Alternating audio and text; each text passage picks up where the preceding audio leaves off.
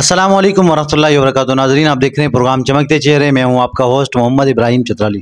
ناظرین، آج ہمارے پروگرام میں جو شخصیت ہمارے ساتھ تشریف فرما ہے کسی تعارف کے محتاج نہیں ہے، معروف اور مشہور ثنا خوان رسول مداح صاحب و اہل بیت جناب حضرت مولانا نصر اللہ صاحب۔ سب سے پہلے تو حافظ صاحب آپ کا بہت شکریہ، بلکہ مولانا صاحب آپ کا شکریہ، آپ نے وقت دیا۔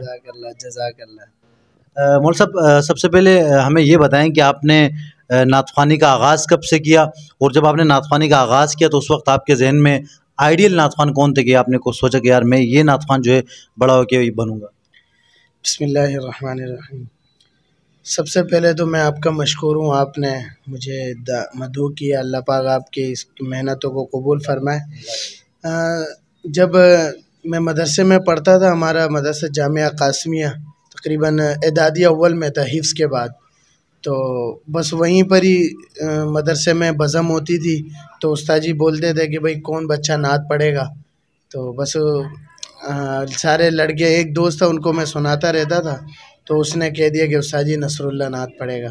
تو اس وقت ہم گھر میں ٹیپ ہوتا تھا چھوٹا سا، میرے بڑے بھائی جو ہے نا وہ اس کیسیٹ لگاتے تھے اس میں، اور اس میں وہ مفتی انس یونس صاحب کو سنتے تھے، تو بس انہی کو سن کر ہم نے جو ہے نا انہی سے ہی جو آئیڈیل وہی ہے ہمارے، تو بس اعدادیہ سے آپ ہاں اعدادی اول سے مدرسے میں پڑھتے تھے، آئیڈیل بھی وہی ہیں ہمارے مفتی انس یونس صاحب۔ اور آپ نے سیکھا کن سے؟ آپ نعت خوانی میں آپ کے استاد کون ہے؟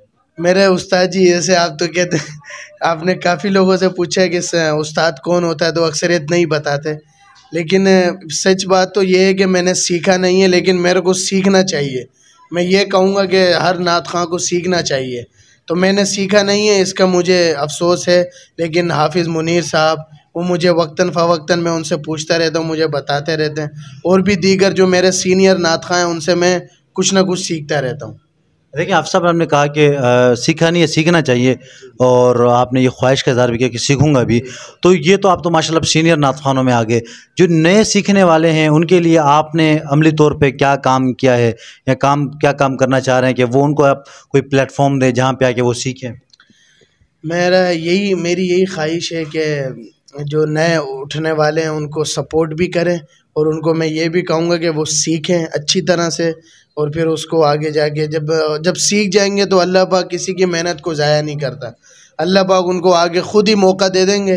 تو یہ ہے کہ کچھ بندے ذریعہ بن جاتے ہیں، تو ان کے لیے اگر ہمارے سے جتنا ہو سکے ہم اسٹیج مہیا بھی کریں گے، اور اپنے بھی پروگرامات کر ان کو مدعو کریں گے۔ سیکھنے اور سکھانے کا سلسلہ جو ہمارے یہاں پہ نہ ہونے کے برابر ہے۔ ہم جو بھی نعت خوان ہوتے ہیں وہ اپنے شوق کے اس پہ بلبوتے پہ آتا ہے، پڑھ کے وہ ایک نعت خوان بن جاتا ہے۔ جیسے آپ لوگوں کی ذمہ داری ہے اب جو نئے نعت خوان آ رہے ہیں ان کو ٹرین کرنا، ان کو سکھانا، بیسک چیزیں ان کو بتانا۔ اس کے لیے آپ کا عملی کیا ارادہ ہے، یا کیا کرنے جا رہے ہیں، یا آپ کیا کر رہے ہیں ان کے لیے؟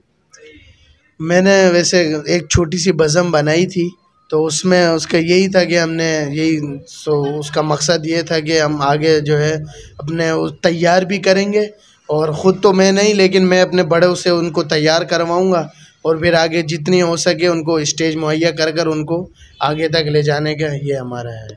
آپ کے پسندیدہ نعت خوان کون ہے اس دور کے؟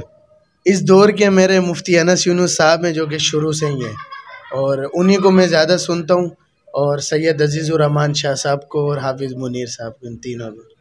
اچھا، ماشاء اللہ۔ لوگ جو ہے وہ اکثر یہ سمجھتے ہیں کہ حافظ منیر صاحب آپ کے استاد ہیں، ایک تو اس کی تصحیح کر دیں، دوسرا یہ ہے کہ آپ کے نام کے ساتھ اکثر حافظ لکھا ہوتا ہے، حالانکہ آپ عالم دین ہیں، تو آپ اس کی بھی وضاحت کر دیں کہ آپ حافظ بھی ہیں یا صرف عالم ہیں؟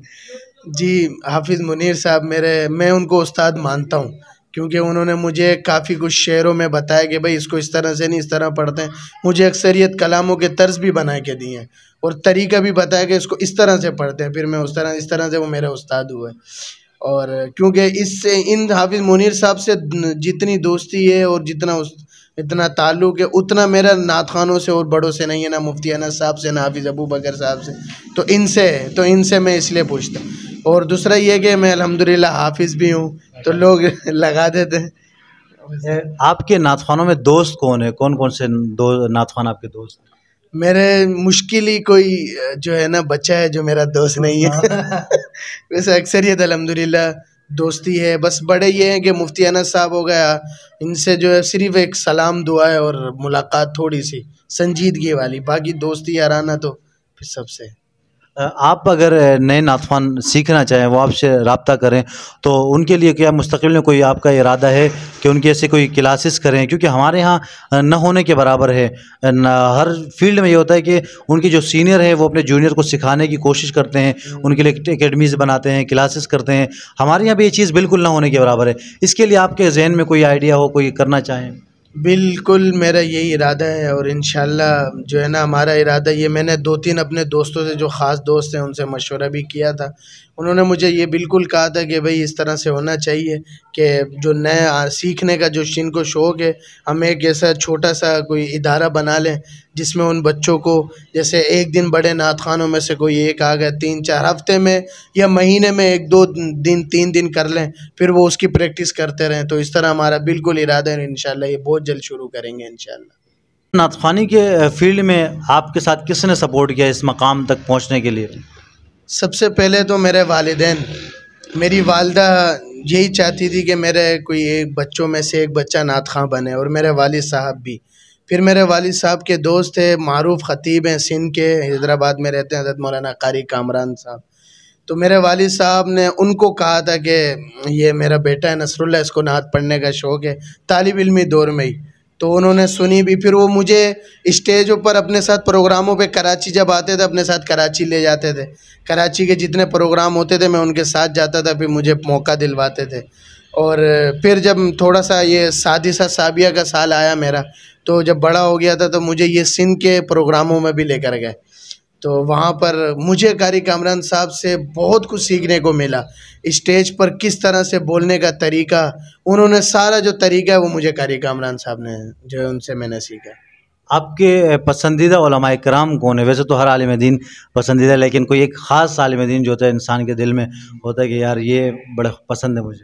بالکل، میں 2 خطیب کو بہت زیادہ سنتا ہوں، ایک حضرت علامہ اورنگزیب فاروقی صاحب، اور ایک مفتی فضل سبحان صاحب. نعت خوان تو اکثر غیر سیاسی ہوتے ہیں، اور لیکن ظاہر سی بات ہے ہر بندے کا کوئی نظریاتی تعلق ہوتا ہے. تو آپ کس جماعت کو سپورٹ کرتے ہیں، یا کس جماعت کے ساتھ آپ کی ہمدردی ہے؟ بالکل، یہ آپ نے بہت خاص بات کری ہے. تو میرا جو ہے نا، ویسے نظریہ بھی ایک چیز ہوتا ہے نا، تو نظریہ میرا صرف یہی ہے کہ اللہ کی توحید، نبی کی تعریف، صحابہ کا دفاع، ختم نبوت کی بات، بس ہر اسٹیج پر انشاءاللہ وہ یہ نظریہ ہے. میرا سوال آپ نے پھر بھی وہی مطلب سیاسی جواب دے دیا اس کا، کہ آپ کا سیاست سے کس جماعت سے آپ کا تعلق ہے؟ تعلق میرا کسی بھی جماعت سے نہیں ہے، لیکن البتہ سپاہ صحابہ کے اسٹیج سے مجھے بہت مقبولیت ملی ہے.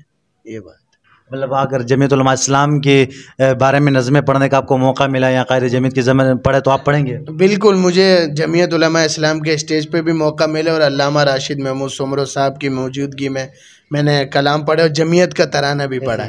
جی، ایم ایس او کے بھی کافی کلام آپ نے پڑھے ہیں. ایم ایس او کے ترانے بھی پڑھیں، اور جمعیت علماء اسلام پر بھی پڑھیں. آپ کو میرے خیال سے ابتدائی طور پہ جو آپ کو فوقیت اور مقبولیت جو ملی، وہ میرے خیال سے ایم ایس او کے پروگراموں سے ہی ہو، اگر میں غلط نہ ہوں. بالکل، آپ نے صحیح بات فرمایا کہ ایم ایس او کے پروگراموں میں میرے دوست میرے ساتھ پڑھتے تھے، تو وہ ایم ایس او کے کوئی کارکن تھے. انہوں نے کہا کہ یار ایم ایس او کے پروگرام ہوتے ہیں، چھوٹے موٹی ان کی وہ ہوتی تھی، تو ادھر وہ مجھے لے جاتے تھے. ایک دفعہ بڑے اسٹیج پہ لے گئے، تو بس میں انہی کے ساتھ چلتے پھر اللہ پاک نے سپاہی صاحبہ کے بڑے اسٹیج پر وہ دیا. مول صاحب، نعت خوانوں کو جو ان کے فالوورز ہوتے ہیں، جو ان کے چاہنے والے ہوتے ہیں، وہ ان کی آوازیں سنتے ہیں، ان کے بارے میں جاننا چاہتے ہیں، لیکن ان کی معلومات نہیں ملتی. تو آپ اپنے بارے میں کچھ بتائیں گے کہ آپ نے تعلیم کہاں سے حاصل کی، اور آپ کی فراغت کہاں سے؟ جی، میں نے جو حفظ کیا ہے وہ جامعہ قاسمیہ پی آئی بی کالونی میں حفظ کرنے کے بعد اعدادیہ اول، دوم، متوسطہ اور اولیٰ وہاں پڑھی. ثانیہ میں نے دارالعلوم عیدگاہ کبیر والا میں پڑھی. پھر اس کے بعد ثالثہ اور یہاں جامعہ شف المدارس میں پڑھی، اور رابعہ جامعہ دارالخیر میں پڑھی. اس کے بعد سارا میں نے جامعہ انوار القرآن میں پڑھا. ماشاءاللہ. حافظ صاحب، آخر میں کیا پیغام دیں گے ہمارے ناظرین کو اور سننے والوں کو؟ پیغام یہی ہے کہ آپ حضرات کی محبت ہے اور سپورٹ یہ ہمیشہ چلتی رہے گی، اور ہمیں بھی حوصلہ ملتا ہے اس سے.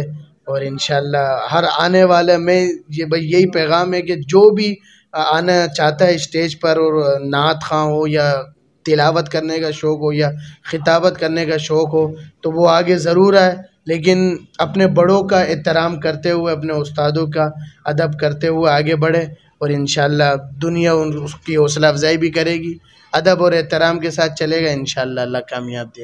آپ کے بارے میں نے کچھ الزامات سنے ہیں، جب میں نے لگیا تو وہ بھی ہم پوچھ لیتے ہیں آپ سے کہ آپ کا جو ہے کراچی میں بڑا ہائی فائی ریٹ ہے، حالانکہ 2-3 جگہ تو میں نے بھی آپ کو مدعو کیا لیکن کچھ نہیں دیا آپ کو، تو کیا کسی جگہ پہ فری میں بھی آپ نعت پڑھتے ہیں؟ بالکل، جیسے آپ کے یہاں آیا تھا تو دوستی یاری تو ایسی ہے، دوستی میں بالکل آ جاتے ہیں، اور نعت پڑھنے کے لیے کوئی پیسہ تو نہیں چاہیے، وہ تو محبت ہے، اور لوگ تو نعت کا کوئی پیسہ دے ہی نہیں سکتا ہے، وہ تو سارا اس کا وہ دے دیتا پیٹرول کا، یہ آپ چلو کھانا پینا کر لینا، تو یہی ہو جاتا، تو کوئی کچھ بھی دے دے۔ سنا ہے آپ ڈیمانڈ کرتے ہیں، کیا اس میں حقیقت ہے؟ اللہ نہ کرے، ڈیمانڈ نہ کریے، نہ کریں گے انشاءاللہ، بالکل نہ۔ ہم سے تو آپ نے کبھی نہیں کی، لیکن عوام کچھ لوگ یہ سوچتے ہیں کہ یار نعت خوان جو ہے وہ ہمیشہ جو ہے وہ ڈیمانڈ، جب نعت خوان کسی بندے کے ذہن میں آتا ہے تو اگلی سوال یہی ہوتا ہے کہ یار کتنے لے گا، کتنے لے گا۔ تو اس کے بارے میں ابھی کیا ہے؟ بالکل، یہ تو واقعی جو ہے نا، اصل میں یہ واقعی معاملہ خراب ہے کہ کتنے لے گا، یہ واقعی ہے۔ اب وہ ہر کسی کو یہ بھی پتہ ہے کہ یار وہ آئے گا، اس کا خرچہ تو ہے، جو جتنا بڑا ہے اس کے بارے میں اتنی بڑی سوچ ہوتی ہے، تو پھر دینا تو ویسے چاہیے ہر کسی کو، ہر کوئی اپنا وقت دیتا ہے، سارا جو وقت کے اوپر ہے، جو جتنا بڑا ہے اس کا وقت اتنا ہی قیمتی ہے۔ ایسے ہی میں نے بھی ایک جگہ سنا تھا کہ جب حضرت حسان بن ثابت رضی اللہ تعالیٰ عنہ نعت پڑھتے تھے تو سرکار دو عالم صلی اللہ علیہ وسلم نے بھی چادر مبارک ان کو دے دی تھی، تو یہ اگر اس کو ہم سنت بھی سمجھ لیں تو میرے خیال سے کوئی اس میں عیب نہیں ہے۔ آخر میں ہمارے ناظرین کو کوئی 1-2 شعر اگر آپ سنا دیں۔